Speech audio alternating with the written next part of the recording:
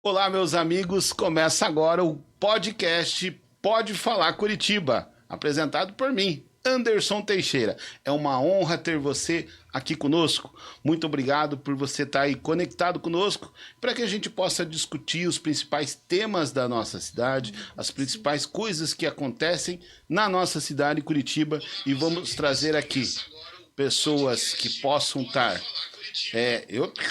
Opa! Vamos lá, viu? Primeiro dia, estamos trabalhando aqui, já tem lá, ó. Contra-régua, o que aconteceu? Continuamos? Agradecer, muito obrigado a todos vocês que vão estar, a partir de hoje, sempre conosco, discutindo e debatendo tudo que acontece na nossa cidade. Pessoal, prazer imenso, e hoje eu tenho a honra de estrear o Pode Falar Curitiba com uma pessoa maravilhosa, uma pessoa que está trabalhando muito, uma guerreira que ao passar dos anos eu aprendi a conhecer, admirar o trabalho que vem fazendo. Então, hoje eu trouxe para vocês a nossa diretora da saúde e saúde no trabalho, né? Segurança no Trabalho, Vanusa Pereira Coelho, nossa secretária da Mulher do Sindimoc. É uma honra começar o programa e com as mulheres, né? Que eu acho que foi a grande promessa do Sindimoc. Vanusa, seja bem-vinda ao Pode Falar Curitiba. Boa noite, Anderson. Boa noite a todos presentes. A honra é toda minha, Anderson, por ser mulher. Acredito que todas as mulheres, boa noite especial a todas as mulheres, estão lisonjeadas com estar participando hoje, iniciando esse programa, teu podcast. É uma grande honra para todas nós e acredito que, em especial, as mulheres do transporte coletivo. Com certeza, Vanusa. E a gente, o objetivo de trazer você aqui é justamente para a gente debater um pouquinho do seu trabalho frente à Secretaria da Mulher desde 2012, né? Sim. Você começou despontando, né, como a secretária da Mulher, tentando construir, na verdade, a secretaria naquele momento, e nós víamos lá na frente como uma grande proposta, mas que teria muito trabalho. O que você pode falar desses praticamente 11 anos de trabalho da Secretaria da Mulher? Bom, sim, Anderson, quando eu estava trabalhando na empresa, nós tínhamos uma grande dificuldade de estar conversando diretamente com o nosso gestor, pois nós tínhamos problemas. No meu caso, por exemplo, eu engravidei e quando eu precisei de uma escala que me desse mais facilidade, pois eu já estava chegando no meu 7º mês, ali que eu percebi a necessidade de termos uma secretaria dentro do Sindimoc. Mas como era uma gestão passada, eu não tinha essa facilidade. E quando a gente teve, como está aqui dentro do sindicato em 2012, como você mesmo falou, eu vi que era preciso ali dentro do sindicato de ter essa Secretaria da Mulher, que dava essa visibilidade maior, uma por ser o sindicato, que o sindicato tem a possibilidade de visualizar e trazer até a Secretaria da Mulher os problemas para podermos estar resolvendo e ajudando essas mulheres do transporte coletivo. Isso foi fundamental importância. A Vanusa teve um trabalho árduo e nós, né, através da Secretaria da Mulher, hoje temos orgulho porque você, frente à Secretaria, conseguiu galgar um espaço, né, numa entidade internacional. Hoje, a Secretaria da Mulher do Sindimoc tem um projeto, né, da ITF, que é a Federação Internacional de Transporte, e qual você conseguiu galgar ao sindicato a possibilidade desse projeto. Conte para nós um pouquinho sobre as defensoras. Sim, Anderson, assim, depois de um tempo trabalhado, a Secretaria da Mulher, junto da Federação, como você falou, é uma federação internacional do transporte de todo o âmbito, é aéreo, é terrestre, e ela injetou o projeto junto da Secretaria, onde as mulheres estão sendo treinadas e hoje as mulheres são defensoras das mulheres. O que são as defensoras das mulheres? As defensoras das mulheres hoje têm uma facilidade imensa dentro da empresa treinada pela ITF, pela federação, de reconhecer as mulheres vítimas da violência e também empoderar essas mulheres, como a gente sempre fala, né? Não só as mulheres passando de cobradora para motorista, mas mostrando para todos, assim, até pelo o gestor, que elas podem ir além disso. Além de passarem para motorista, elas podem estar até mesmo como mecânica, que foi o caso da Índia, que nos surpreendeu, que eles abriram espaço para elas estar hoje né, na mecânica, elas podem estar como chefe de tráfego, e a gente quer abrir mais esse leque, mais esse debate nas empresas, para que elas possam estar crescendo. E a Secretaria da Mulher é para isso, é para poder dar essa visão a essas mulheres. Na verdade, conseguimos galgar, né, esse fruto do teu trabalho, que também encerra-se um ciclo, né, Vanusa? Eu lembro lá atrás que nós, dentro da diretoria efetiva do sindicato, era composta por homens, né? Já nessa nova modelo de 2022, você já ascendeu como diretora efetiva dentro do sindicato e abrindo, né, puxando mais uma companheira para ocupar a cadeira de secretária da mulher, abrindo espaço, né, que a gente sempre fala. O importante, né, principalmente do seu trabalho, foi ascender a um cargo na efetiva e abrir espaço na Secretaria da Mulher para outra companheira. Sim, sim, Anderson. Para nós foi uma grande vitória. E essa vitória não foi só para mim. Essa vitória foi para todas nós. Porque eu sempre falo, sabe, Anderson, que quando uma mulher sobe, ela consegue trazer várias com ela. E eu tive essa oportunidade aqui dentro do Sindimoc para entrar na efetiva e automaticamente estar buscando mulheres e, como se diz, né, colocando elas no degrau acima das escadas, que elas possam estar subindo. E também elas começou a acreditar que elas são capazes. A partir do momento que eu entrei na efetiva, elas viram, opa, se a Vanusa entrou, nós também lá na frente podemos entrar. Isso para elas assim foi muito bom. Hoje elas têm esse conhecimento que elas vai ser reconhecida lá na frente. E o trabalho delas tem melhorado muito com isso, muito mesmo. Vanusa, qual foi a maior dificuldade ao longo desses anos para a Secretaria da Mulher? O que você podia elencar? Assim, isso foi a pior parte, foi a parte mais difícil para uma mulher conseguir desenvolver o trabalho? Qual foi a tua maior dificuldade dentro do sindicato, enfim, dentro do sistema do transporte coletivo? Anderson, a princípio, assim, a gente teve uma grande dificuldade de trazer essas mulheres para dentro do sindicato. Porque no passado, na gestão passada, não tinha nada voltado para elas. Então, para a gente pegar e adquirir essa confiança das trabalhadoras não foi fácil. Então, foi o primeiro princípio nosso de dificuldade. E depois, assim, a dificuldade maior que a gente vem enfrentando é a construção das redes.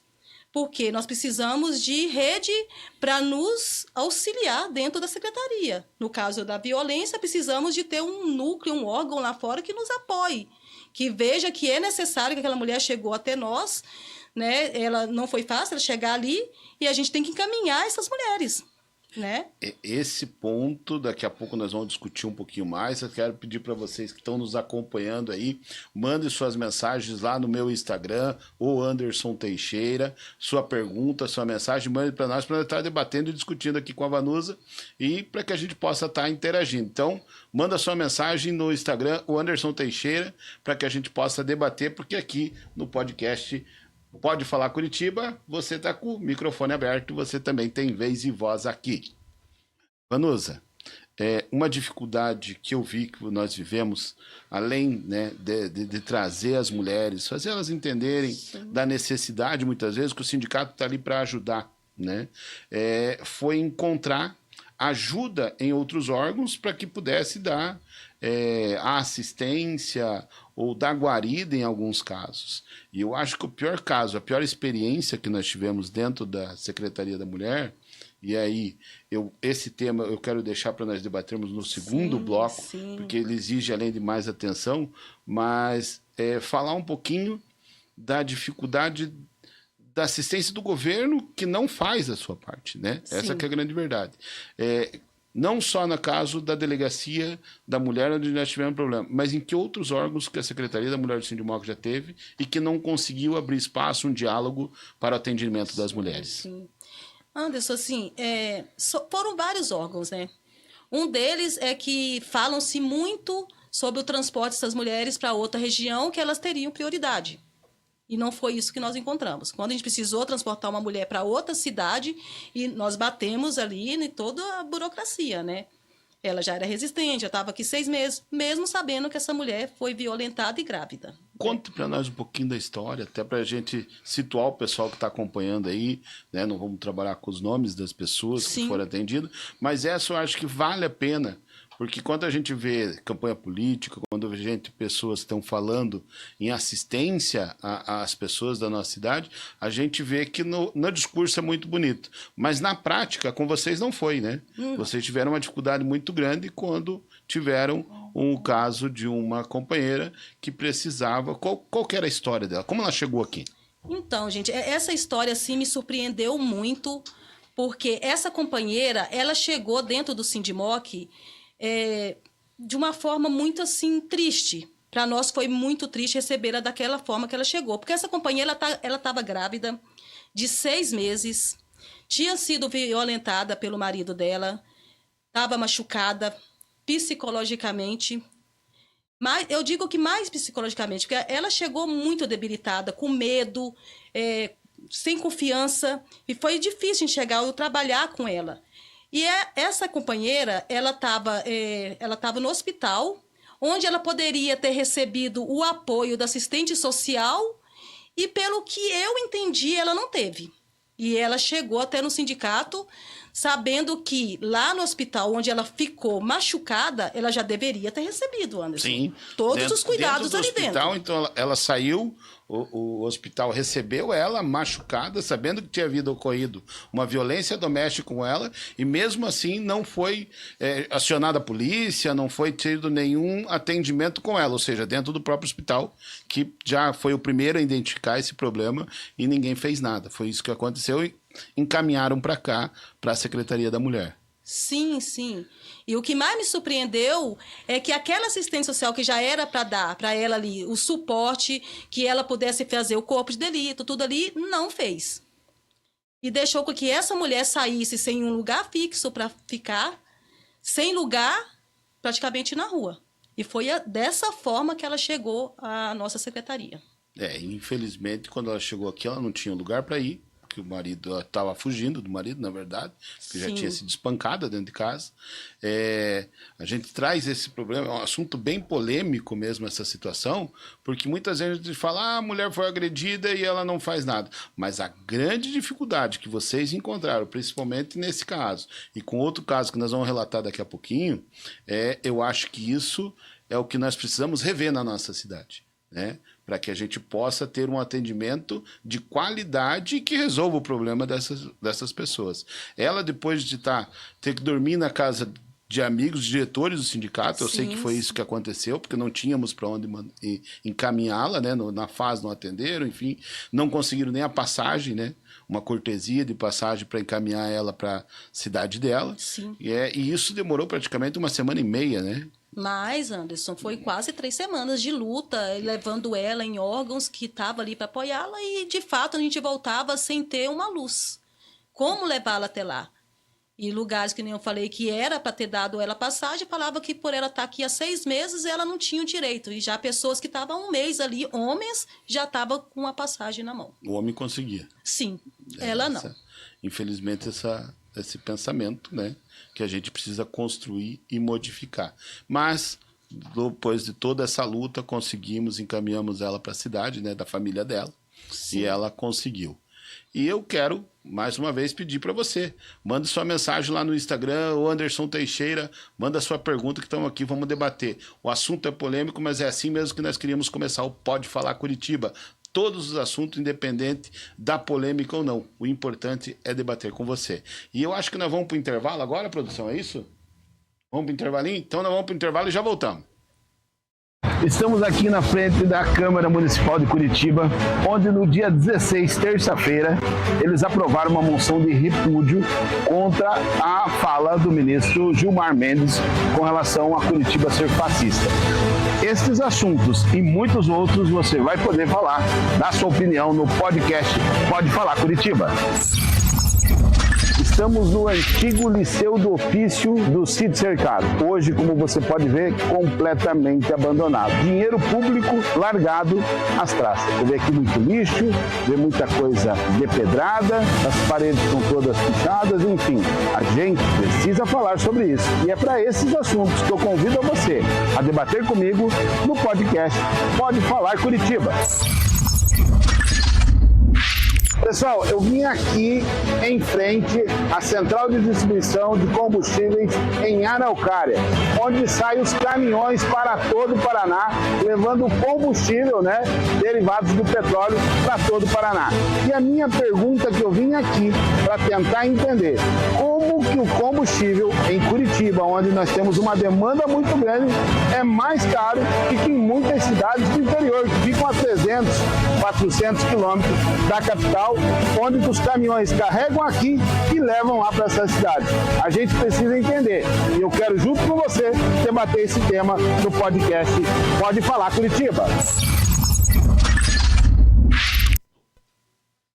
É isso aí, voltamos com o podcast Pode Falar Curitiba e eu recebo aqui nos estúdios do Pode Falar Curitiba Vanusa Pereira Coelho, que é a nossa diretora da Saúde e Segurança do Trabalho do Sindimoc e a nossa secretária da Mulher, que vem fazendo um trabalho justamente para resgatar essas dificuldades do dia a dia das mulheres e tentar dar um alento, dar um apoio. Hoje, trazendo para o nosso time também, Isabel ainda não pôde estar aqui hoje, mas tem trabalhado muito, né? Tem feito aí um trabalho brilhante, assim como todas as nossas diretoras, né, Vanusa? Eu acho que dá para fazer um balanço. Hoje nós temos uma diretoria de mulher, onde todas estão enganjadas com a nossa causa e a melhoria nas condições de trabalho e na vida das mulheres.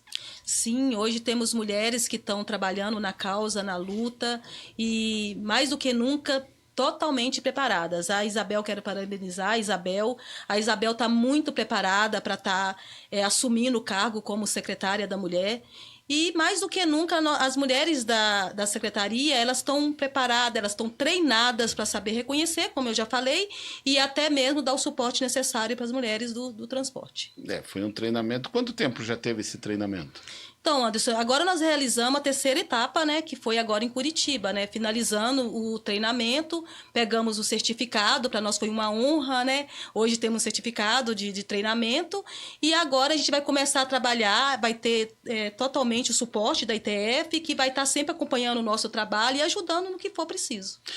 Eu fiquei muito feliz por participar praticamente de todo o treinamento, né, junto com as mulheres, com as nossas diretoras, e acredito no potencial hoje que vocês têm de replicar esse treinamento a todas as mulheres, né? Eu digo assim, nem só da nossa categoria, né? Mas toda aquela mulher que procurar a Secretaria da Mulher daqui do Sindimoc vai ter esse alento, vai ter por até mesmo o fato que nós falávamos no bloco passado, a moça não pertencia à nossa categoria, né? Ela foi acolhida e recebida aqui por vocês. Mas uma coisa que eu gostaria de perguntar para você, saber como que você vê isso. O treinamento foi para as mulheres, mas o grande problema estrutural que nós temos na nossa sociedade são os homens. Sim. Quando o Sindimoc, a Secretaria da Mulher, vai começar as palestras para os homens? Porque eu acho que nós devemos começar, claro, o treinamento das mulheres, que identifique qualquer tipo de agressão com uma companheira, como aconteceu, mas o importante é a gente trabalhar na raiz do problema, né? Principalmente a conscientização dos homens. Quando você vê esse avanço que nós vamos caminhar para esse tipo de treinamento dentro da Secretaria? Foi muito bom, Anderson, você ter falado sobre isso, sobre os homens, porque nós sabemos que há toda uma estrutural, uma cultura, né? Então, assim, é preciso a gente estar trabalhando com os homens, porque sabemos que estamos numa sociedade totalmente machista, infelizmente. E a nossa luta é justamente essa. E também, assim, eu acredito plenamente, infelizmente, né? Homens ouvem homens. Por isso desse trabalho, né? E esse trabalho que a gente quer fazer dentro das empresas já é para já.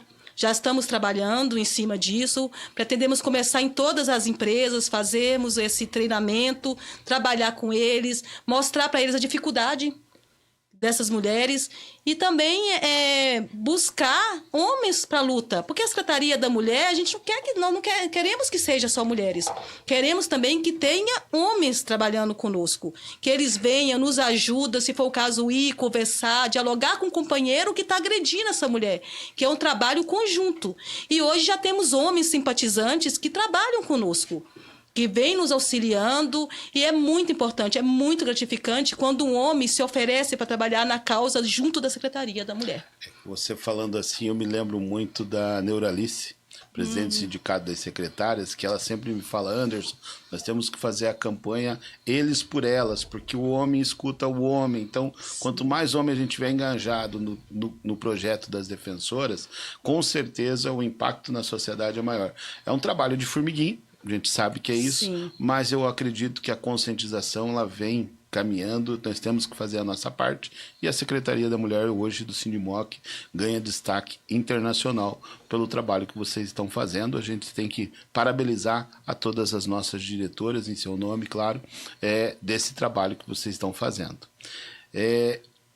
Agora eu quero entrar num tema que para mim ele causa assim uma tristeza no coração, de uma situação que envolveu a Secretaria da Mulher, envolveu uma diretora nossa, e que infelizmente o caso terminou numa trágica, um trágico assassinato. E desde quando a gente começou a conversar dentro da Secretaria, nós procuramos a todo tempo dar suporte a essa diretora. E infelizmente, eu quero que você explique isso. Eu acho que a tua revolta e a tua indignação com essa situação é a mesma que a minha, mas o que aconteceu na Casa da Mulher Brasileira? Isso que eu gostaria que você contasse para quem está nos acompanhando hoje. A nossa diretora, ela já vinha sofrendo, Anderson, várias agressões, só que ela não se abria. E isso é um problema que a Secretaria tem trabalhado muito. Fazer com que essas mulheres confiem e se abrem conosco. E a nossa função é não julgá-la em momento nenhum, porque nós sabemos que essa mulher, ela é difícil ela sair, é difícil. Então, para ela chegar até nós e contar, é porque já faz tempo que está acontecendo. E essa diretora nossa, quando chegou a contar das agressões, nós convencemos ela a ir na delegacia da mulher, né? Só que, depois de conversar, você quer ir? A gente sabia que isso estava acontecendo há muito tempo com ela, mas ela não tinha coragem de denunciar. A grande verdade é que a gente está para dar o suporte, mas a iniciativa tem que ser da pessoa, né, Vanessa? Totalmente, não Anderson, adianta totalmente. eu aperto no coração de falar, poxa, a gente tinha que falar, o convencimento de tentar levar ela na Casa da Mulher Brasileira.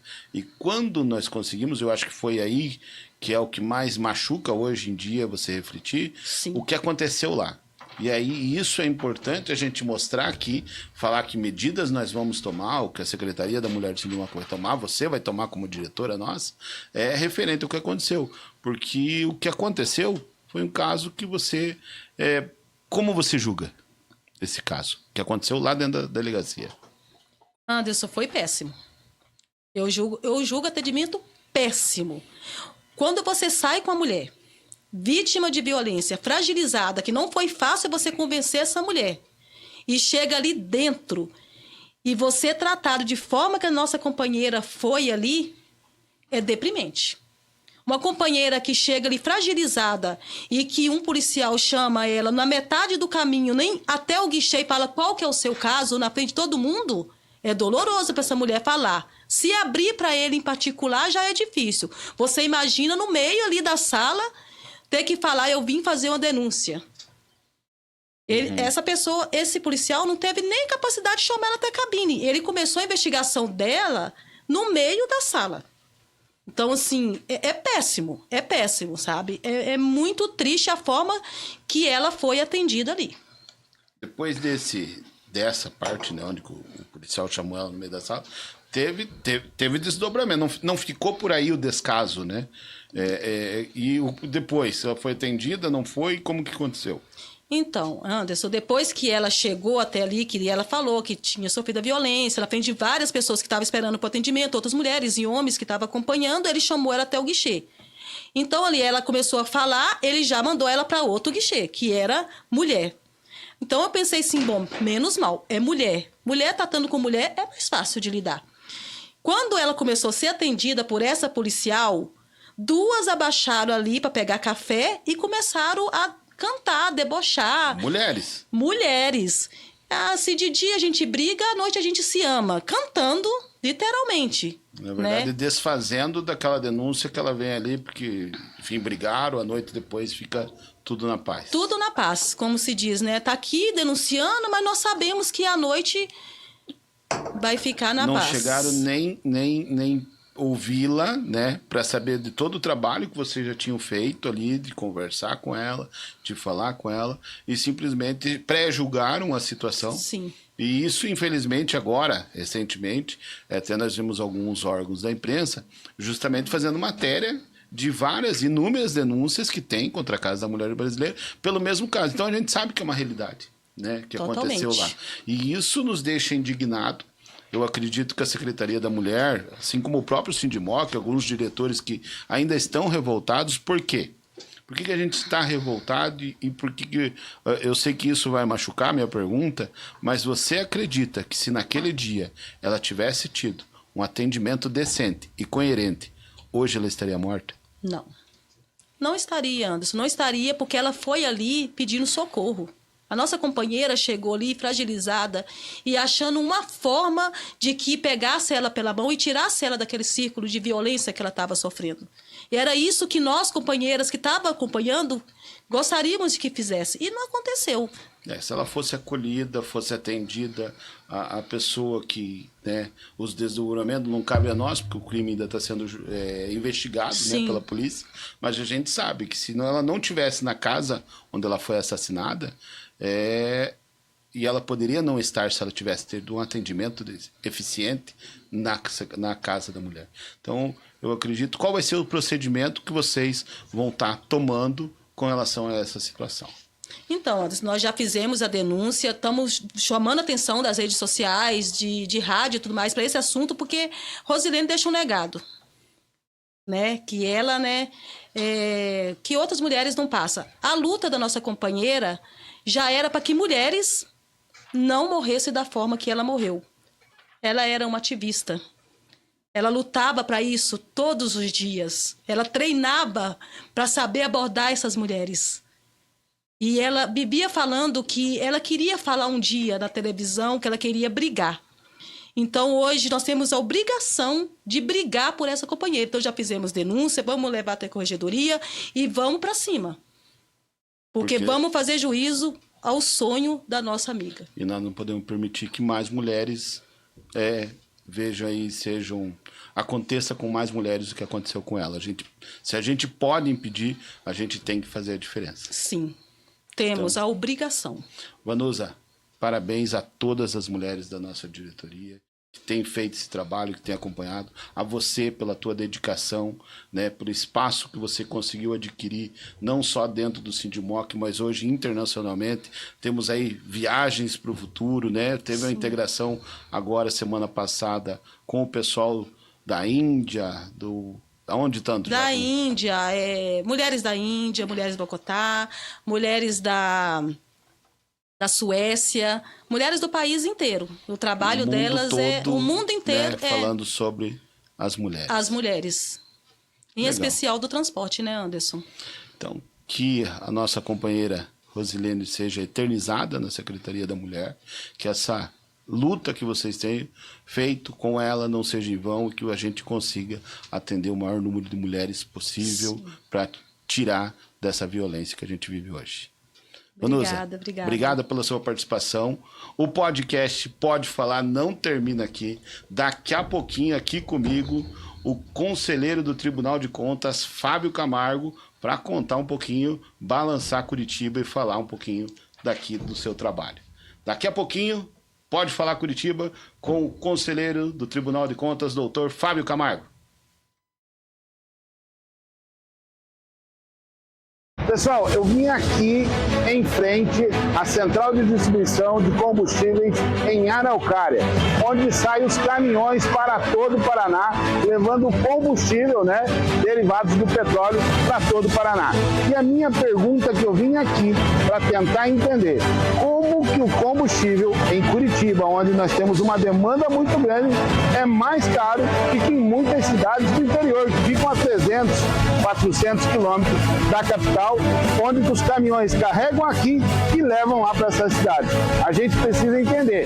E eu quero, junto com você, debater esse tema no podcast Pode Falar Curitiba.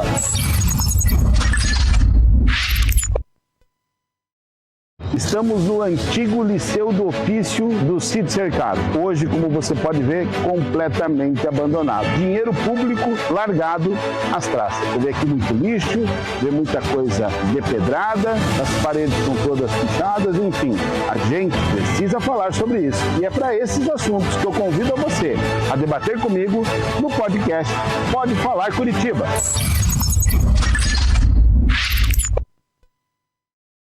Estamos aqui na frente da Câmara Municipal de Curitiba, onde no dia 16, terça-feira, eles aprovaram uma moção de repúdio contra a fala do ministro Gilmar Mendes com relação a Curitiba ser fascista. Estes assuntos e muitos outros você vai poder falar, dar sua opinião no podcast Pode Falar Curitiba.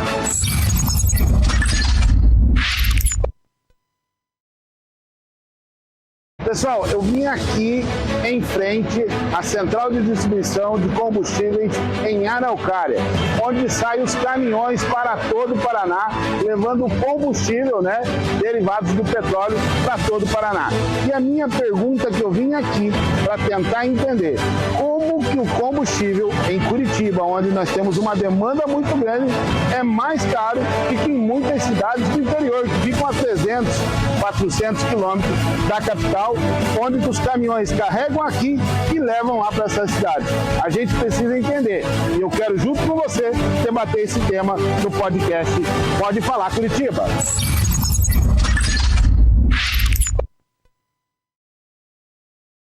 Estamos no antigo Liceu do Ofício do Sítio Cercado. Hoje, como você pode ver, completamente abandonado. Dinheiro público largado às traças. Você vê aqui muito lixo, vê muita coisa depedrada, as paredes estão todas pichadas, enfim. A gente precisa falar sobre isso. E é para esses assuntos que eu convido a você a debater comigo no podcast Pode Falar Curitiba. Estamos aqui na frente da Câmara Municipal de Curitiba, onde no dia 16, terça-feira, eles aprovaram uma moção de repúdio contra a fala do ministro Gilmar Mendes com relação a Curitiba ser fascista. Estes assuntos e muitos outros você vai poder falar, dar sua opinião no podcast Pode Falar Curitiba.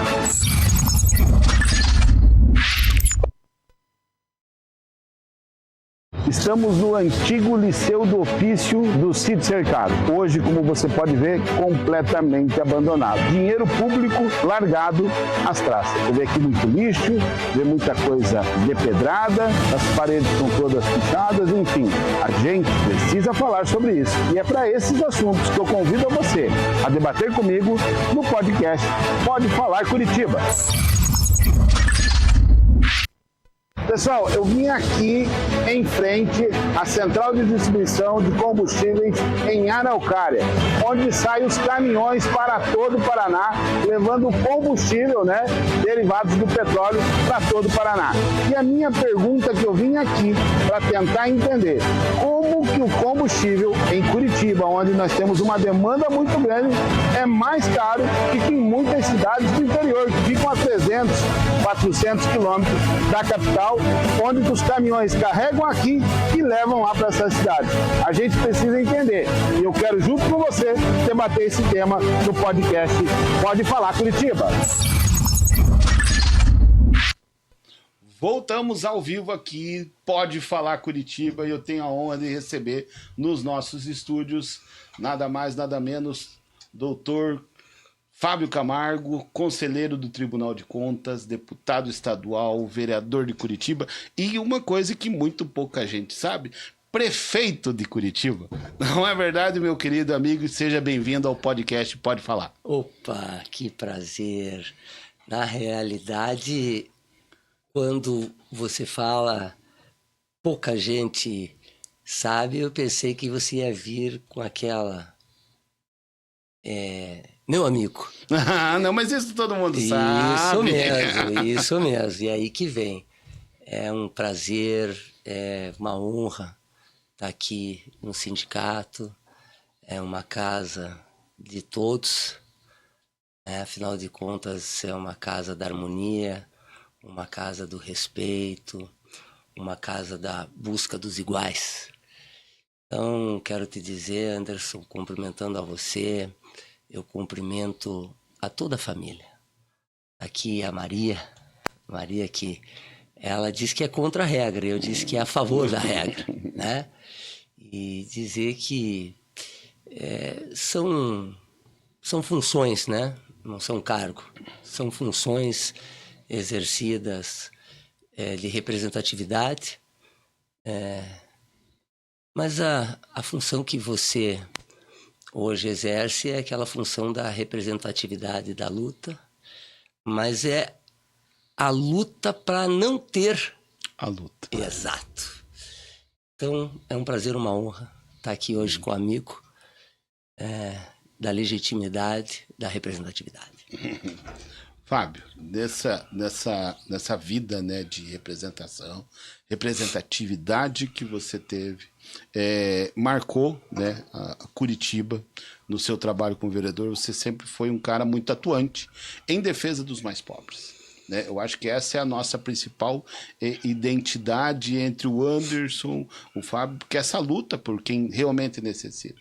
Entrevistamos agora há pouco, você acompanhou um pouquinho, a Vanusa, que é a nossa secretária da Mulher, que tem um trabalho focado aquelas mulheres que realmente necessitam de auxílio. E eu acredito e vi no seu trabalho ao longo dos anos justamente isso. A luta pelo oprimido, a buscar... tivemos pedidos feitos até o Tribunal de Contas no período da pandemia e a sua preocupação com o outro, né? Eu acho que isso abrilhanta o seu trabalho e que você consegue chegar aonde você está, ou seja, aonde você quer, porque você tem um trabalho árduo pelo próximo, né? Então, para começar a gente já quebrar esse gelo, né, da apresentação, para você falar um pouquinho, né, dessa trajetória brilhante dessa vida. Então, bom, falar da mulher, de mulher, cumprimentar a dona Andréa, né? A dona Andréa, Vanusa, e fora do ar, estava falando para a Vanusa da satisfação de hoje, essa representatividade, esse cuidado, o cuidado que ele vem antes, né? Porque a gente não está para contar os números do que aconteceu, a gente está para prevenir para não acontecer, né? E é isso que vem o Tribunal de Contas buscando fazer, no meu humilde entendimento. A gente busca não estar lá para contar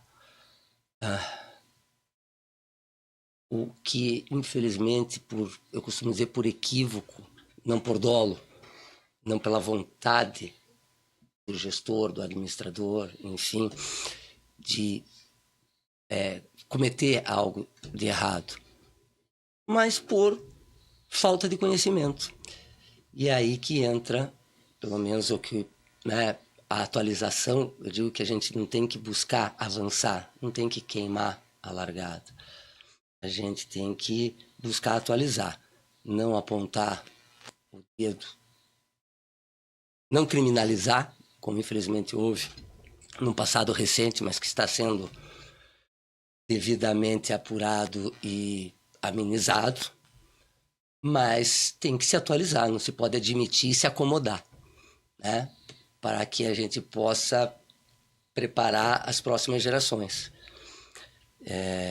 Então, o tribunal, na gestão no biênio da qual eu gerenciei, administrei, fui o gestor, o que nós buscamos fazer? Porque quando eu digo nós, não é eu na terceira pessoa, obviamente, é a equipe técnica, os preparados, né? Costumo dizer que eu sou o didático, tenho os catedráticos.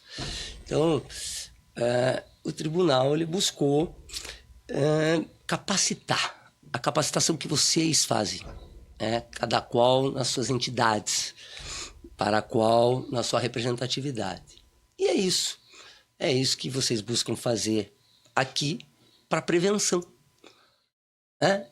E nós não estamos lá para contar vidas, nós estamos lá para salvar vidas, como cada qual na sua representação. E quando vocês provocam o Tribunal de Contas, naquele período da pandemia, que é a pergunta inicial, nada mais nós fizemos do que atuarmos. Nós não descobrimos, em hipótese nenhuma, a roda. Nós apenas fizemos a roda girar. Já existia um brilhante trabalho, inclusive trabalho dignificante dos técnicos do Tribunal de Contas, um trabalho que já vinha sendo exaustivamente feito por muitos anos, e coube à presidência naquele momento da pandemia atualizar o trabalho provocado por este sindicato do qual zelando pela vida do cidadão, o tribunal ousou fazer a sua obrigação de trabalhar em pró do cidadão no que tem de mais valioso, a vida. E com isso foi,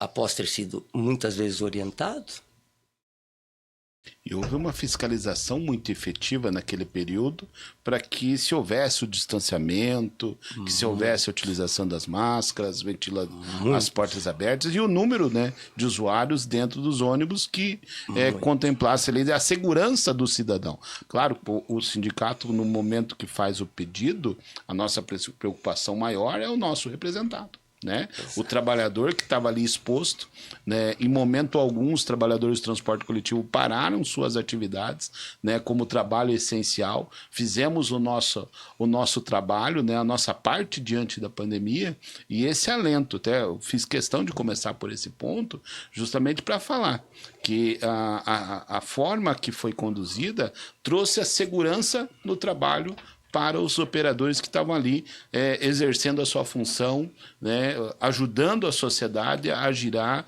e a construir aquele momento. Então isso foi muito importante, por isso que eu fiz questão de nós conversarmos por esse ponto, que eu acho que foi essencial não só para o trabalhador, foi essencial para a população como um todo. E eu ia levantar esse ponto, porque o sindicato ele colaborou com toda a população e com a gestão. Com a gestão. E isso creio que é reconhecido, meu presidente, por todos. Eu acho que o Tribunal de Contas e o próprio Poder Judiciário, num conjunto de instituições, entre indas e vindas, e aqui também me permita o próprio governo, né, do Estado, porque ninguém, obviamente, está preparado para uma situação como essa. Sim. E então é permitido se equivocar. E entre indas e vindas houveram equívocos, sim, e ninguém queria se equivocar. Portanto, é o que eu tenho dito. Nós temos que buscar, trabalhar e entender. Aí vem o equilíbrio. E nós temos conversado, o passo do compasso. Então, meu presidente, que a gente possa tomar de lição para não apontar e não criminalizar. Nós temos conversado muito e eu há muito tempo não tenho dado o ar da graça, mas realmente essas experiências de vida que me proporcionaram me fizeram trazer essa, podia dizer simetria, mas a minha conta não bate, porque quando eu divido eu somo. E eu acho que essa é a experiência real de vida. Tem a sabedoria e o estudo. Eu acho que essa união tem trazido a força do entendimento humano. Então, com essa dignificação da verdade, da orientação, nós vamos conseguir avançar provocando a união. Chega de eles e nós. Tem que ser todos nós. Todos nós, né? Afinal, nós procuramos o bem do próximo, e o próximo pode ter uma opinião divergente da nossa, né? Mas mesmo assim ele é o próximo. Né? Sem dúvida. Sempre vai ter um próximo. Sempre vai ter um próximo. É isso que nós temos que entender.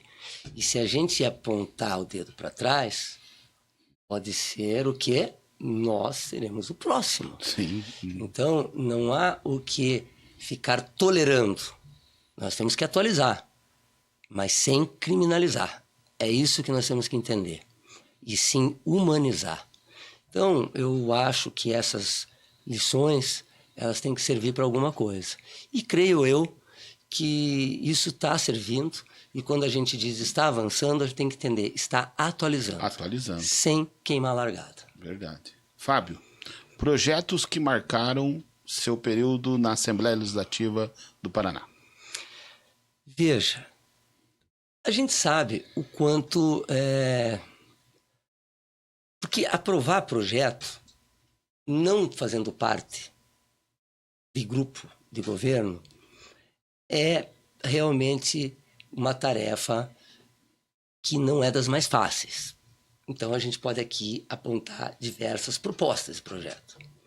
Mas eu prefiro falar de projetos aprovados, porque são projetos que realmente chamam a atenção, porque eles se espalharam não só pelo Paraná. E isso me toca muito, porque a gente já conversou sobre isso. Eles realmente proporcionaram empregos, distribuição de renda, e a gente, porque quando eu falo também a gente, não é na terceira pessoa eu, porque não existe super-homem, existem super-amigos. E é isso que a gente busca fazer. União de forças. E ali foi uma união de forças no intuito de quebrar paradigmas. Por que paradigmas?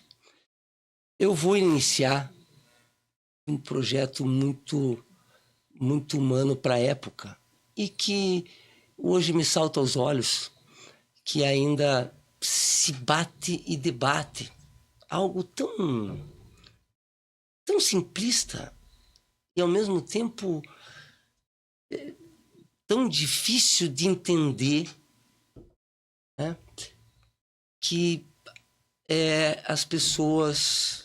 E eu prefiro pensar que hoje, e acredito mesmo, porque aqui a gente sabe que a conversa é franca, é uma minoria hoje. É o que eu costumo dizer. A minoria do passado se achava uma maioria, porque estava no comando. E essa minoria que se achava maioria, hoje, são absolutamente minorias. E a minoria do passado se tornou maioria porque, pela minoria que eram, mas que eram maioria, chegaram ao comando, a maioria do comando. Mas creio eu que com maturidade e equilíbrio, não devem e não vão tratar aquela minoria que, de certa forma, por uma ignorância de antepassado, trataram a minoria. Pelo menos é isso que eu espero. Até porque, senão não valeria a pena ter chego. Só resgatando o que nós conversávamos com a Vanusa sobre a questão dessa intrínseco na sociedade, esse pensamento machista. Não estou dizendo para não atualizar. Não, eu digo assim, por quê? Porque o pensamento machista, ele não quer dizer que as mulheres vão fazer a mesma coisa que os homens fazem com as mulheres se tiverem igualdade. Não é verdade? As minorias ascendendo as maiorias. Sem dúvida. Veja, questão de interpretação, questão de humanização, questão de... eu vou dizer uma coisa para você, Anderson. A empatia. A empatia não é você se colocar no lugar do próximo. A empatia é você sentir o que o próximo sente. Qual é a diferença? Enorme, toda. Me colocar no lugar do próximo e estar sentindo o que eu sinto é uma coisa. Agora, me colocar no lugar do próximo e sentir o que o próximo está sentindo, aí você vai ver se você não vai pular. Exato. Porque você só vai pular se você estiver encurralado. Então, é lógico que o que você falou, o que vocês falaram é perfeito. Você tem que sentir o que ele está sentindo. Não adianta você se colocar no lugar dele e pensar como você pensa. Pensar como você Pelo pensa. amor de aí Deus. não tem- Eu já aí ia não- até aí- falar o nome da... Aí não tem atualização. Não. Aí você não tem vai uma querer voz. enganar para voltar. Exato. Aliás, me permita, por falar... Nós já voltamos a esse assunto. Bora. É a mesma situação... Me permita, eu vou botar a pimenta e depois você, para tirar a pimenta, você... o que você costuma jogar? Sal, pão, faz o que você quiser. Água, leite. Água, ou você pimenta mais. Vamos lá. O podcast é muito importante. E o objetivo é esse. Até É porque isso. nós não gostamos, né? A saudade é imensa daqui, mas eu podia vir só dar um abraço. Adorei o podcast. Perfeito. Quando se fala que o ministro Gilmar Mendes chama Curitiba uma cidade fascista, se equivoca a comunidade e achar que o ministro ele está defendendo a população de Curitiba. Eu quero deixar claro. Eu quero registrar aqui a minha solidariedade ao ministro. Um ministro reto, humano, cuidadoso, preparado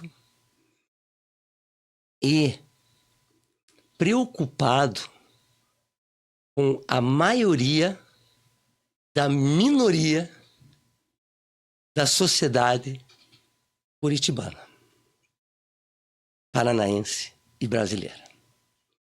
E eu explico por quê. E a importância do podcast. Porque o ministro, e eu falo com legitimidade, humildade e respeitabilidade. O Supremo, ele é o nosso grande, abençoado, legitimado guardião da nossa Constituição. E vou remeter aqui ao sindicato. Nós estávamos há 12 anos atrás aqui na frente e você representava uma minoria da maioria. Perfeito. Perfeito. E não se tinha naquele momento, logo no início, primeiro como disputar a eleição. Foi conquistada pelo judiciário a condição de disputa. E depois, uma dificuldade para entrar. E aí, eu como advogado, representante parlamentar e defendendo uma minoria da maioria, chapa 2, eu me coloco aqui com na época era o comandante Eremeta, comandante-geral, um homem muito respeitado, e digo a ele, gostaríamos de entrar. E ele diz, mas não está dando. E eu falo, mas e o direito constitucional de ir e vir? E ele, mas está difícil.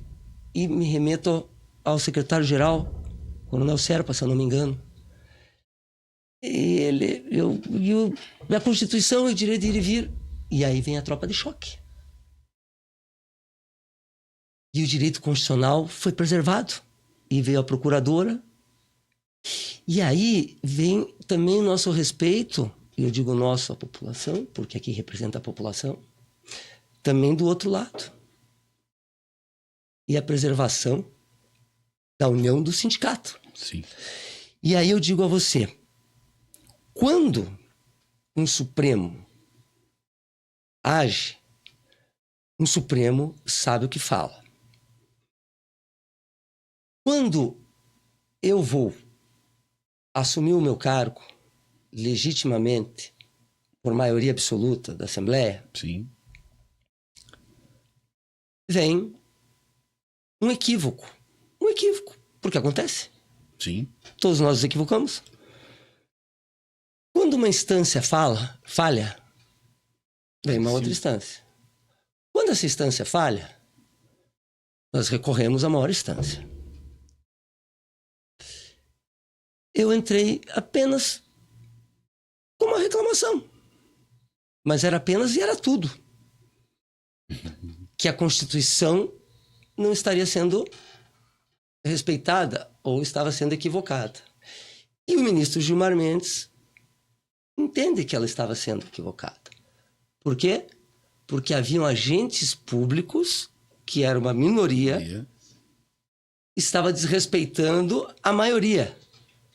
Mas ele era uma minoria, o agente público, que estava desrespeitando a maioria.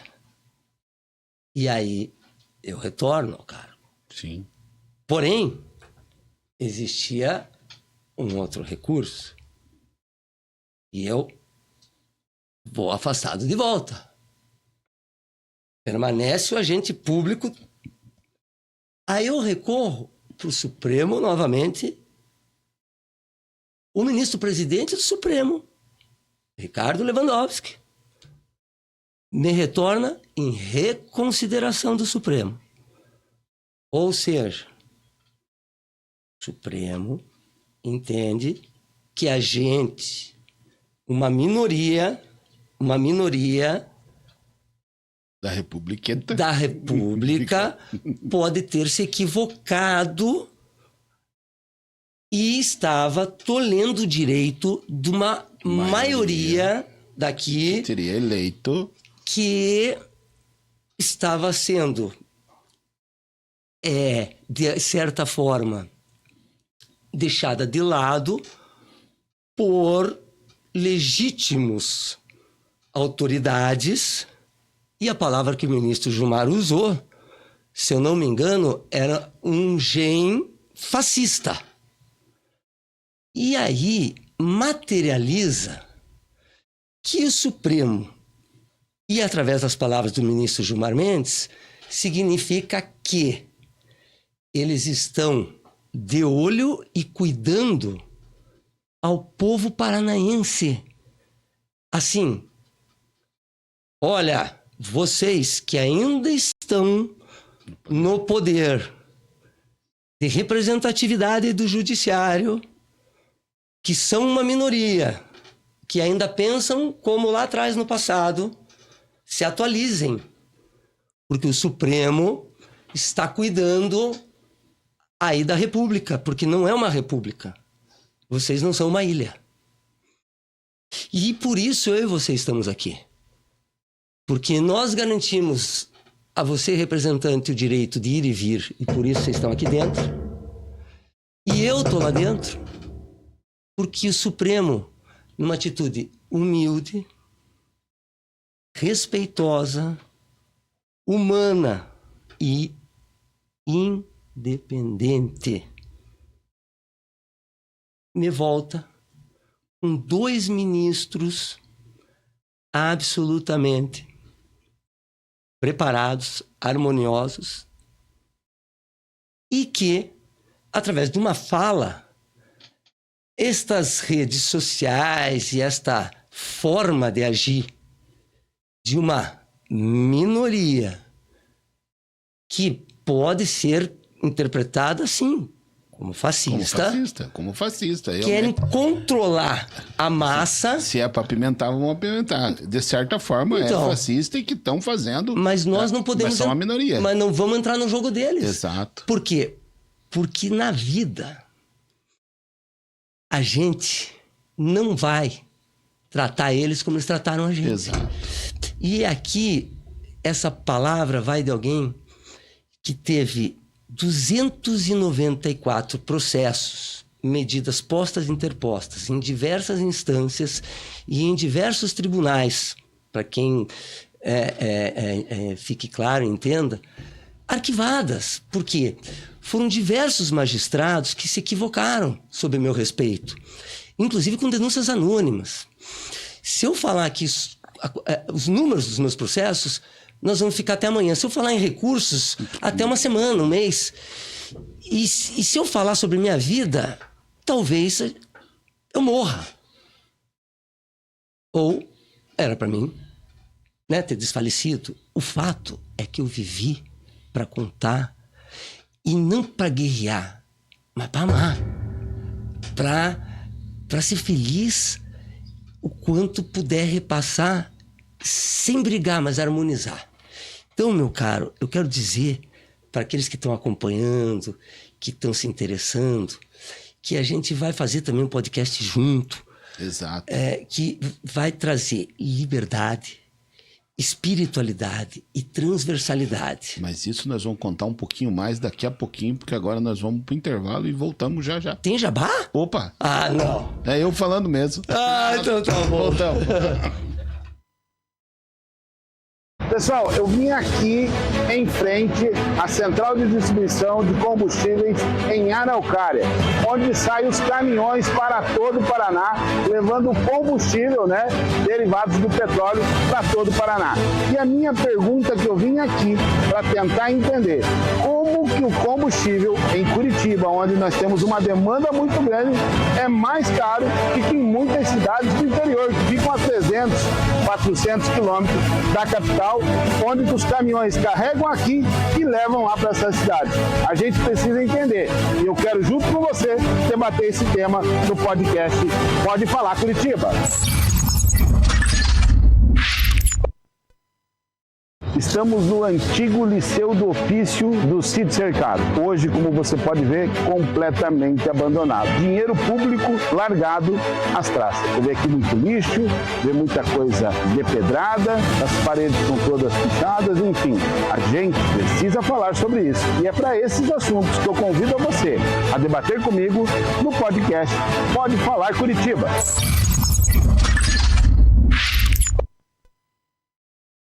Estamos aqui na frente da Câmara Municipal de Curitiba, onde no dia 16, terça-feira, eles aprovaram uma moção de repúdio contra a fala do ministro Gilmar Mendes com relação a Curitiba ser fascista.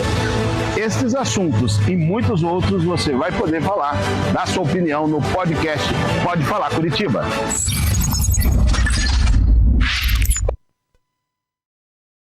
É isso aí, voltamos ao vivo com o podcast Pode Falar Curitiba. E você pode mandar sua mensagem pelo nosso Instagram, pelo Facebook e fazer a sua pergunta aqui para o nosso convidado de hoje, Fábio Camargo, né, conselheiro do Tribunal de Contas, que está aqui contando um pouquinho da sua vida, da sua trajetória dentro da Câmara Municipal de Curitiba, da atualização hoje, né, como conselheiro do Tribunal de Contas, que já foi presidente, né, desse grande tribunal, e também, né, descontraindo um pouquinho, falando do dia a dia da sua vida, né? Falando dia a dia, já tenho que mandar um abraço pra Tica, né? Que foi companheira no período da pandemia, né? Eu lembro que ela ia muito pro tribunal e todo mundo fala, o presidente do tribunal leva a Tica, que é uma Golden Retriever, né? Que a Maria ama, né? A Maria. Aliás, tem uma foto sua com ela, mandei pra você, ficou linda. A Tiquinha, na realidade, foi uma surpresa, né? Eu cheguei em casa, tava lá. Cachorrinho pequenininho, dormiu comigo a primeira noite, ficou. E ficou o apelido de Tiquinha. E aí veio a pandemia, e ela ficou trabalhando ao meu lado, Anderson. Na pandemia. E todo dia trabalhando do meu lado. E aí um dia eu era vice-presidente, fui fazer a sessão e ela ficou no carro. Eu falei, não vou deixar ela no carro. Sim. Jamais. Aí falaram, como é que é? Você vai levar lá ele pra dentro? Como é que faz? Falei, perco a eleição. E levei ela no plenário. Rapaz do céu, ela se comportou. Ganhei a eleição. E nisso, eu não sabia que tinha uma portaria proibindo. Mas é isso que eu digo, portaria antiga. Sim. Né? Que precisava de uma atualização. Precisava de uma atualização, não é um avanço, uma atualização. Só que eu não sabia que a maioria dos prédios proibia, né? Então, mas é a tal da atualização. Por quê? Porque, assim como os principais projetos que precisavam de atualização, eu fiz ali a portaria atualizando e permitindo a entrada do cachorro da Tiquinha. Eu fiz o projeto de lei da Assembleia que nós aprovamos, que é o projeto da consciência negra. É um projeto importantíssimo da Assembleia. dia 20 de novembro. 20 de novembro. Projeto na Câmara Municipal, insalubridade para os agentes de saúde. Foi um projeto de minha autoria. Aliás, não só projetos, né? A cautelar para caminhada, na minha época era GLBTS. Hoje é QIS. Essa é uma LGBT contra a regra. Eu tenho até um... LGBTQIA+. Eu até carrego um troféu carinhoso que na época o Ender Love e alguns amigos me levaram, que é o troféu Aliados. Foi em 2010 que eu tirava cautelar para que o ECAD não pagasse... eles não pagassem o ECAD para fazer o evento, né? Na verdade. Eu também, Anderson, fiz o projeto de lei à época o MMA. Por quê? Porque tinha que organizar. E depois veio o UFC, eu fiz o projeto de festas eletrônicas. Foi um projeto... Sim, polêmico, e naquele momento uma atualização. Tinha que organizar. Né? É uma cultura. Era uma cultura, estava acontecendo e não tinha uma Isso se espalhou, quero dizer. Sim, pelo mundo. Né? Pelo mundo. E aí, tem um projeto, rapaz, que passou na Comissão de Economia, passou na Comissão de Constituição e Justiça, passou em primeira votação e não passou na segunda votação. Projeto que... Veja bem, você vai para um hotel. Você chega no hotel, você tem que sair meio-dia. Quando muito, dão 2 horas. Mas se você chegar 10 horas da noite, 11 horas da noite, meia-noite, veja bem, você tem que ficar 24 horas. Você paga o horário que você chega. Você paga 24 horas, fica 24 horas. Então, aquilo ali ia gerar muito emprego, ia distribuir renda, ia melhorar o turismo e também ia se espalhar pelo mundo. Sim. Também ia se espalhar pelo mundo, como se espalhou. Por quê? Porque quando você faz a festa, a regulamentação da festa eletrônica, não é só que é muito importante a cultura, a geração de emprego, mas você descriminaliza. Né? Que isso foi fundamental, né? Porque os americanos criminalizavam para cá. E nós descriminalizamos para lá. Essa é a verdade. Vamos equilibrar. Quando você faz a insalubridade aqui dos agentes de saúde, você viu que agora há pouco tempo fizeram no Brasil.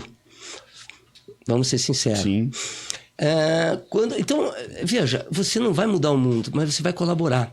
Recentemente, agora, no Tribunal de Contas, quando eu fecho o termo de cooperação com o ministro Pontes, o ano passado, para o teste do satélite... Esse era uma coisa que eu queria explorar bem com você. Porque é um fato... Não é para falar ou é para falar? Não, vamos falar, mas deixa eu te interromper primeiro. Porque muita gente, quando eu converso e eu falo dessa situação do Tribunal de Contas, e que nós vimos aí, num passado não muito distante, uma polêmica muito grande referente a obras escolares, né, que teve aí um impacto muito grande. E essa questão do satélite, eu quero que você detalhe bem, para que a gente possa entender como ela funciona e por que ela funciona, e que é de geração de emprego, de cuidado com o dinheiro público, de fundamental importância, e que muita gente simplesmente hoje apenas vê. E eu queria que você falasse que pode sair o nosso Nobel, né, do Paraná. Anderson, satélite, ele... Na época da pandemia, você não conseguia ir em loco. E eu pedi, à época, para que levassem um aplicativo para o tribunal. E um amigo meu levou um aplicativo que, se não me engano, era Olho Vivo. E eu falei assim, me mostra o aeroporto de Maringá agora. E ele falou assim, não, mas agora não dá. Eu falei, mas como não dá? Eu não entendo de redes sociais, não entendo, mas você entra no Google e dá. Eu falei, não, agora não dá. Eu falei, não, então nós vamos combinar o seguinte. Eu vou arrumar um jeito. E me buzinaram o seguinte... Pô, mas por que você não tenta com as horas da Embratel? Aí outro fala assim, não, mas é muito caro as horas da Embratel. Aí eu falei, não, mas eu vou atrás. Daí eu pedi para ligar pro deputado Ricardo Barros. E ele estava em Curitiba. eu fui aonde ele estava. Falei, deputado, você me consegue um horário com o ministro Pontes? Aí ele falou, vou tentar. Daí ele ligou e conseguiu. Marquei uma reunião por vídeo. Uma semana depois. Tanto é que eu assumi em janeiro, em fevereiro eu estava com a reunião com o ministro. E o satélite foi lançado um mês depois, acho, uma coisa assim. A Amazônia 1. Aí o ministro fala... Eu falei, ministro, as escolas têm tempo de satélite. Nem todas usam. Poucas usam, aliás. E se o senhor me arrumar esse tempo de satélite, nós podemos trabalhar com a fiscalização de obras, porque nós não conseguimos, neste momento de pandemia, aí. E não me adianta um aplicativo que veja dias depois. Enfim, o ministro, com o presidente do INPE, o doutor Clésio, uma pessoa maravilhosa, fala assim, eu não sabia que dava. O senhor pode acompanhar o lançamento da Amazônia um mês depois? Lógico, é emocionante o lançamento, deu tudo certo e tal. Aí eles pedem pra gente mandar localização e foto. E o pessoal do Tribunal de Contas, eles são muito preparados. Esses técnicos do Tribunal de Contas altamente qualificados.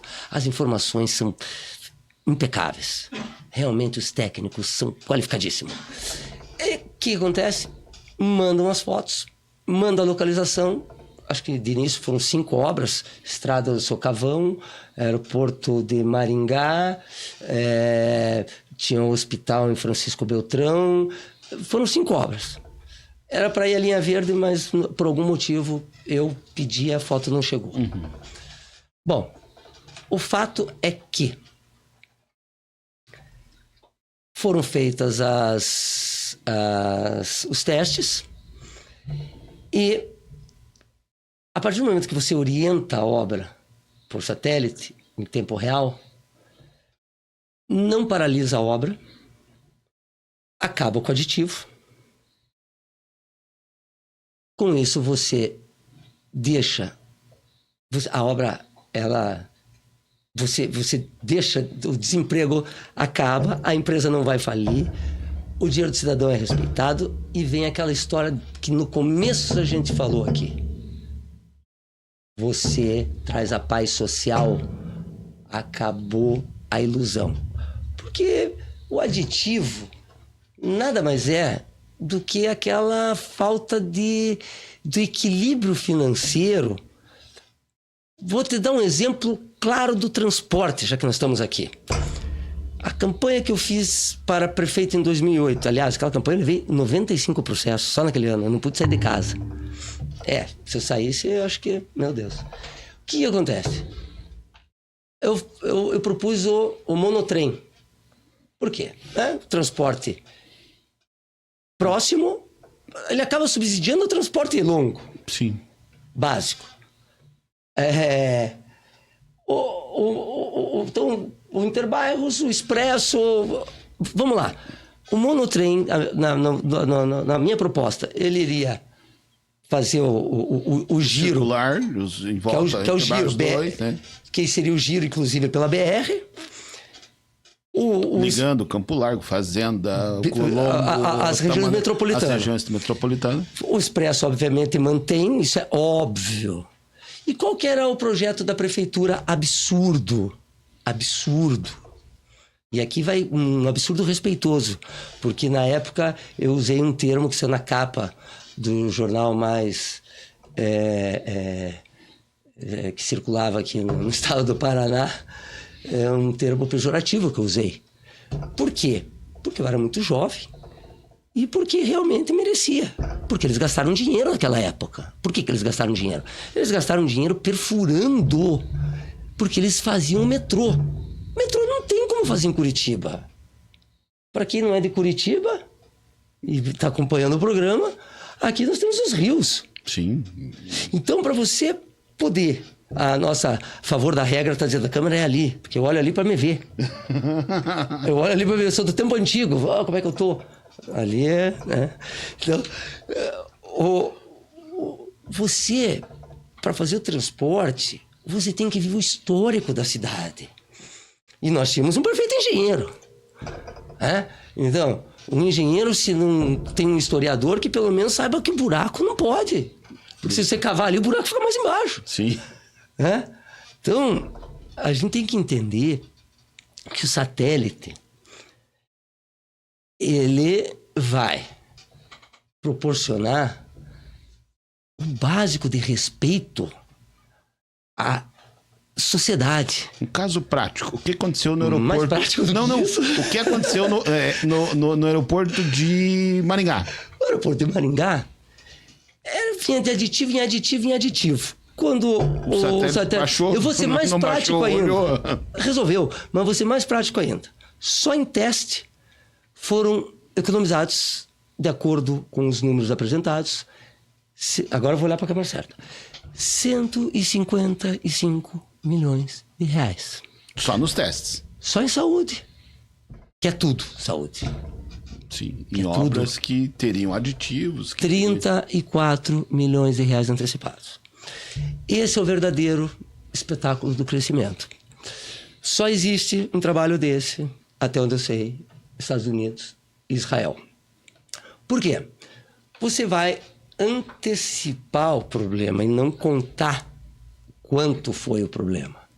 Nós estamos aqui para orientar e não para criminalizar. O que foi feito recentemente e que agora está sendo descoberto entre Moro, Dallagnol e companhia, se forem ver no canal que nós vamos trazer, a Assembleia Legislativa em 2007, 2008, quando eu apontei a CPI do Grampo, e você viu os vídeos, eu apontava naquela época que o Paraná era o segundo estado que mais grampeava e proporcionalmente era o primeiro no Brasil. E propus a CPI do Grampo. Naquela época, o estado do Paraná ficou 4 anos sem ter a CPI, porque senão iam ter que fazer essa. E se fizessem essa CPI, não iria ter tido Lava Jato. E o magistrado que pegou este Grampo foi o responsável por toda esta catástrofe no Brasil, porque acabou a nossa industrialização. E veio o desemprego, a desarmonização e a desumanização. E naquele momento foram processos e mais processos que, por um equívoco histórico, se alastrou até hoje. Naquele momento, me parece que o equívoco começou a se potencializar e como eu te falei há pouco, 294 processos. Só que o Estado é pai, o Estado cuida. E a igreja é mãe, a igreja protege. Então, a gente tem que entender que a gente tem que ter calma, respeito, humildade, fé, acreditar na justiça. Acreditar na justiça. Porque o agente público, ele é passivo de erro, de indução, de equívoco. É lógico, tem de tudo, mas é uma minoria. Não, porque essa... Então, quando eu digo o seguinte, você acha que o prefeito, à época, ele queria passar por esse tipo de coisa? Não. Eu falei, então eu vou falar aqui, eu falei pro ex-governador Beto Richa, se tivesse o satélite, você não teria tido a prisão absurda que você teve. Sim. Porque as escolas estariam tudo em ordem. Não criminalizar e sim fazer o Lógico, não criminaliza. Não pode criminalizar, tem que orientar. Então, Anderson, voltando daí ao transporte, veja, o investimento, e já tinha financiamento da Alemanha para fazer o monotrem. Certo? Sim. Então, você teria feito, você não teria gasto para escavar, porque, veja, ou para se começar a escavar, porque depois foi o Dutti, então eu já não sei, porque o fato é que eu lembro também, falando do Dutti, você e o Dutti deram um exemplo. Eu lembro quando o Dutti me liga, Fábio, você pode falar com o presidente do sindicato para não ter greve? Eu falei, não sei. Desde quando? Da onde? Aí ele falou, não, fale. Pô, eu te liguei, vocês conversaram, por quê? Porque o objetivo, o que é? É o bem e a paz social.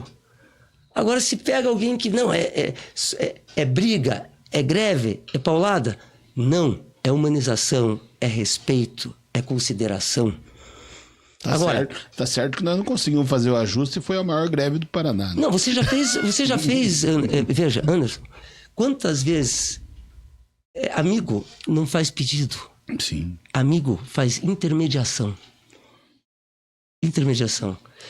É a mesma forma quando você fala pra mim assim, você não sabe as coisas, que eu falo não. Eu falo não quero saber. Por quê? Porque amigo respeita, amigo cuida, muitas vezes estando longe. Verdade. E é por isso que hoje é a primeira vez que eu saio literalmente do buraco. Eu vou dar aqui uma sugestão. Mujica, pouca gente sabe disso. Mas ele ficou anos sendo uma pessoa que teve praticamente... tem até não sei se é filme... Acho que é um documentário. Um documentário. Mujica. Ele é considerado uma pessoa que ficou isolado. Sim. Eu fiquei sem usar telefone de 2013 a 2021.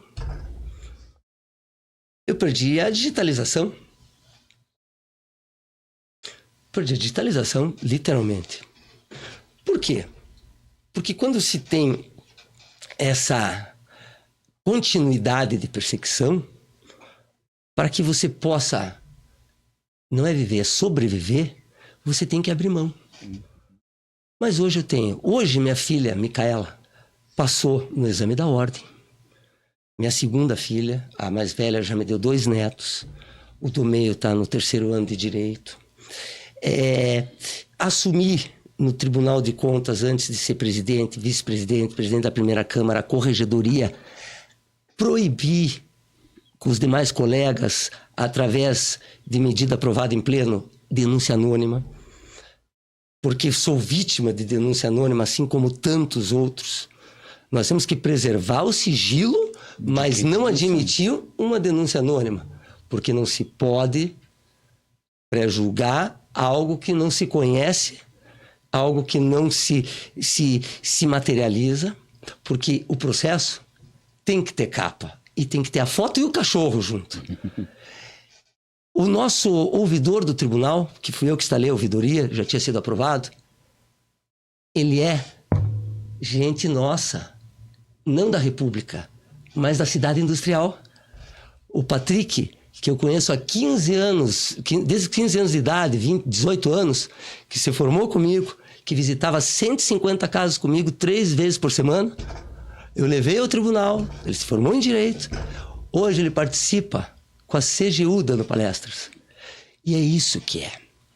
É a busca da humanização, da técnica, do jurídico, mas da capa. Da capa, porque os olhos vendados é para quem não quer ver. A balança é para quem quer equilibrar. O coração é para quem quer sentir.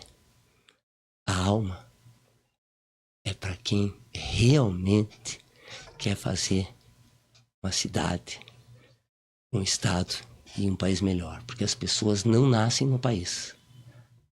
As pessoas não nascem no estado. Sabe onde é que as pessoas nascem?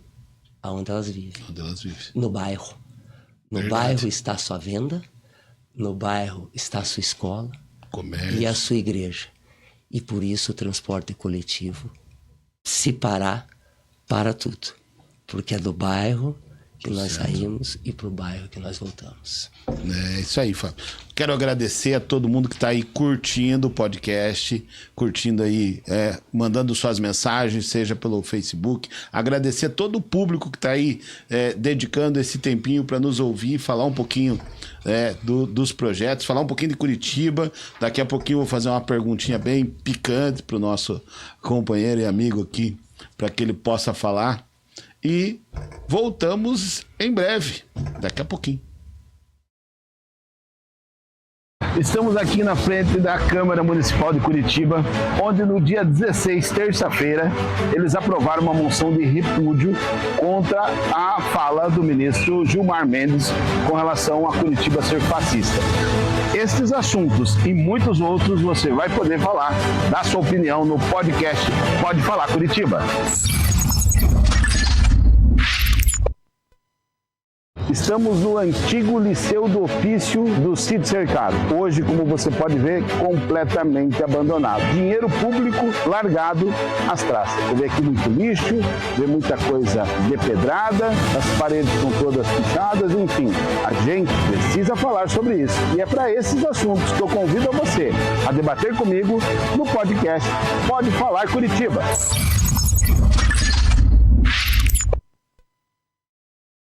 Pessoal, eu vim aqui em frente à central de distribuição de combustíveis em Araucária, onde saem os caminhões para todo o Paraná, levando combustível, né, derivados do petróleo para todo o Paraná.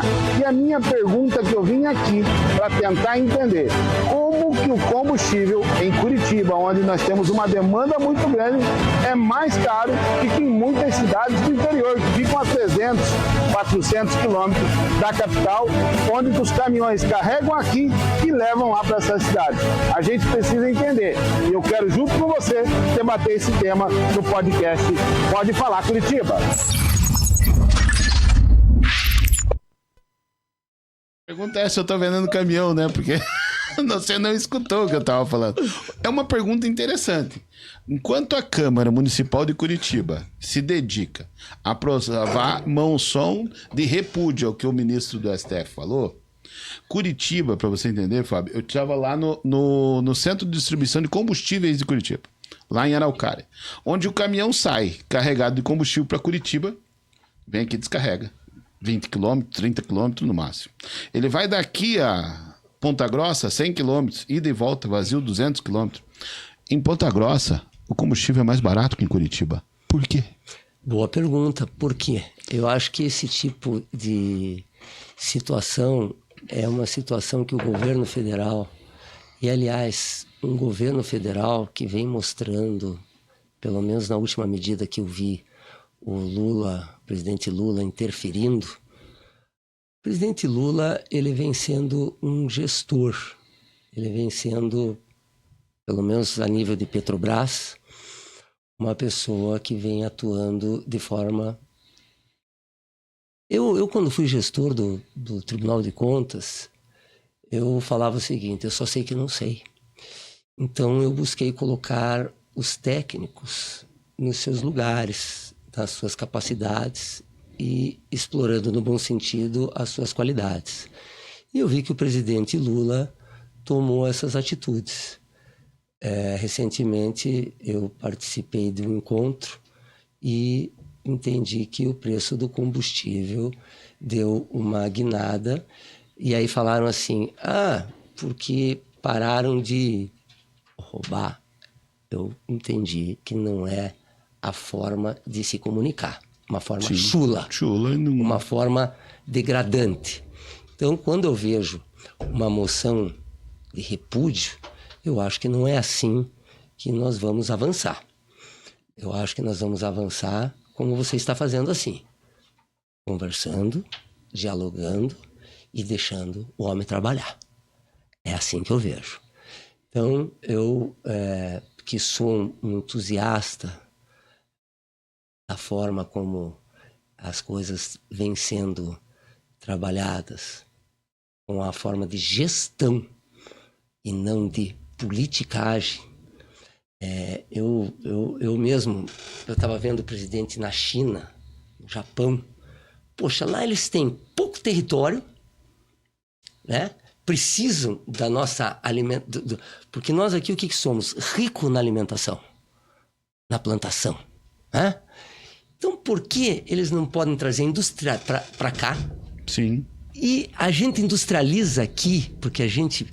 E manda a alimentação para lá. A gente tem que aprender com os nossos ancestrais. A troca no bom sentido. Não é o esquema. Galera, senhores, troca. Ó a respeitabilidade. Senhores, troca. Ô, galera, não é esquema. Então, para que a gente possa acabar em alto nível, respondendo a tua pergunta, não fazendo moção de repúdio, mas fazendo moção de apoio. Porque a proposta é positiva, gente. Nós não podemos ser negativo. Nós temos que pensar para frente. Nós temos que, como é que é? Botar o trator 4x4, farol de milha. Claro. Aqui vai uma pessoa que teve 294 acusações terríveis. Umas nem tanto, mas vale pelas outras absurdas. E não quero. Eu não executei ninguém que me executou. Sabe por quê? Porque não vale. Porque quem não estava errado, paciência. E quem fez na maldade, que pena. E eu torço para que essas pessoas que não fiquem se sentindo mal, porque tá tudo bem. Entendeu? Então, por que você vai fazer uma moção contrária? Se puder, passe o bem. Se não puder passar o bem, não passe nada. Não passa nada. Cadê a proatividade? Poxa vida, se você puder dar uma ideia boa, dê. Agora, se você não tiver nada de bom para passar, fique em casa. Foi assim que eu, modéstia à parte, fui o campeão de projetos de lei da minha época. E quando eu falei aqui para você que eu só ia falar alguns projetos bons, teria muito mais para falar, é que eu não sabia que você ia fazer essa pergunta. E aí que, gente, a gente não combinou nada mesmo. Exatamente. Entendeu? Esse era o objetivo. Esse era o objetivo. Por isso que eu adorei vir aqui. Por isso que você continua sendo meu amigo e irmão. Irmão, somos todos nós que somos filhos de Deus. Amigo a gente escolhe. E meu vozinho, amado do coração, ainda dizia que você tem família por sanguinidade, por afinidade. Aí ele esperava um pouquinho e falava, e alguns por infelicidade. Mas, gente, eu quero dizer para vocês o seguinte. Eu confio, sim, confio demais na nossa cidade linda e maravilhosa. Confio no nosso estado rico, poderoso. Senão, São Paulo não queria ter ficado aqui. Exato. Então, e nós estamos no meio dessa São Paulo enorme, desta Santa Catarina linda, bela e formosa, um porto abençoado por Deus, que tanto é que ficam escondendo. Então, eu vou dizer uma coisa para você, Anderson. Um transporte que é um exemplo, os trabalhadores que são exemplo do exemplo, se eu sou a exceção da exceção, segundo o parecer do Pedro Serrano, vocês são exemplo do exemplo. Entendeu? E eu digo para vocês, confiem, olhem para trás para aprender, não para xingar. E olhem para frente para crescer. Isso aí, meu querido. Fico muito feliz por você estar aqui hoje. Eu sei que você deve estar cansado o dia inteiro trabalhando, né? Então, quero agradecer mesmo de coração você ter participado, né, desse novo passo que nós estamos dando, que é isso mesmo, é trazer os temas e trazer os debates, porque a gente precisa falar Curitiba, né? A gente precisa pensar a nossa cidade. Eu vejo com tristeza que hoje uma minoria que está em alguns postos dentro da nossa cidade não vejam pela maioria. Enquanto o trabalhador levando de casa paga R$ 5,40 num litro de combustível, onde que um caminhão leva daqui a 200 quilômetros paga R$ 5,10, 30 centavos de direito por litro, é porque não tem ninguém dentro da cidade vendo o que realmente os trabalhadores, a população precisa. E é por isso que a gente precisa conversar. Agradeço de coração, meu irmão, você ter vindo participar desse primeiro, juntamente com a Vanusa, que é a estreia do podcast Pode Falar Curitiba, que vamos falar e muito. Vamos discutir a nossa cidade, porque assim como você, eu acho que nós queremos o bem para toda a população. Muito obrigado. E eu sei que tem um novo projeto que em breve vai estar aí falando dos processos, né, que aconteceu na sua vida, dos pareceres que vou falar para você, fala a realidade e que mostra uma realidade, como do Zanin, né, Dr. Zanin, onde fala que você, lawfare, dos lawfare do Brasil, maior lawfare do Brasil, e isso tudo eu tenho certeza que nós vamos conversar sobre isso no programa Liberdade, Espiritualidade e Transversalidade. Não é verdade? Sem dúvida, sem dúvida. E é isso mesmo. Confio muito no município, estado, mas confio demais no nosso governo federal, no nosso Supremo Tribunal Federal. Acreditem que o ministro Gilmar prega é cuidar do cidadão, cuidar da maioria para que não se sinta a minoria. Que Deus possa nos abençoar, nos proteger e nos cuidar, e que a gente possa ter uma noite abençoada de paz, tranquilidade. Meu irmão, e harmonia. muito obrigado. Sinta-se abraçado por todos que estão aqui nesse momento assistindo o podcast Pode Falar Curitiba. Agradeço de coração a todos vocês que insistiram e ficaram aqui nos ouvindo, tendo aqui essa palestra com o meu irmão e companheiro, Dr. Fábio Camargo. Agradeço vocês que mandaram suas mensagens de felicitações, e dizer para vocês que o nosso próximo podcast será no dia 30, às 19 horas, com o deputado estadual Arilson Chiorato, presidente do PT, onde nós vamos estar falando aí já um tema polêmico, a venda da Copel. Aguardo você, terça-feira, dia 30, às 19 horas. Um grande abraço!